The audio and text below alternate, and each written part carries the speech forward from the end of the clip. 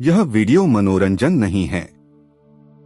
अगर आप इसे ध्यान से नहीं सुनेंगे तो हो सकता है आप उस संकेत को नजरअंदाज कर दें जो स्वयं हनुमान जी आपको दे रहे हैं।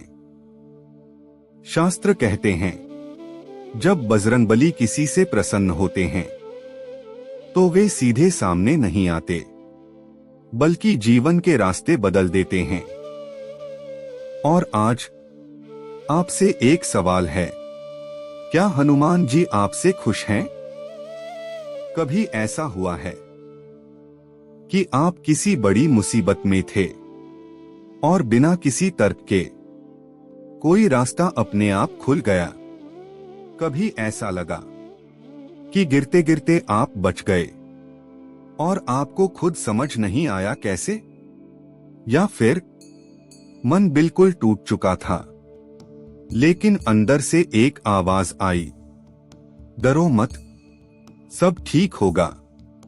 अगर ऐसा हुआ है तो ये सिर्फ संयोग नहीं हो सकता, क्योंकि शास्त्रों में लिखा है, जहां संकट के बीच साहस जन्म ले, वहां हनुमान जी की उपस्थिति होती है।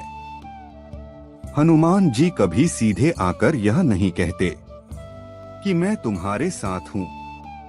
रामायण में भी उन्होंने स्वयं को नहीं जताया, उन्होंने कर्म से संकेत दिए। सुंदरकांड में लिखा है, भय बिनु होई न प्रीति, अर्थात जहां भय समाप्त होने लगे वहां हनुमान जी की कृपा समझो। अगर आपके जीवन में डर धीरे धीरे कम हो रहा है, अकेले होने का भाव घट रहा है और निर्णय लेने की शक्ति बढ़ रही है, तो यह शास्त्रीय संकेत है, बजरंगबली आपकी रक्षा कर रहे हैं। लेकिन यही सबसे बड़ी गलती होती है। लोग सोच लेते हैं, सब ठीक हो रहा है, अब मुझे किसी साधना की जरूरत नहीं। रामायण बताती है, हनुमान जी शक्ति देते हैं, लेकिन अहंकार होते ही वो पीछे हट जाते हैं। सबसे बड़ी गलती है कृपा को हल्के में लेना। अगर आप झूठ, क्रोध, किसी का अपमान या माता पिता की अवहेलना करते हैं तो हनुमान जी चुप हो जाते हैं।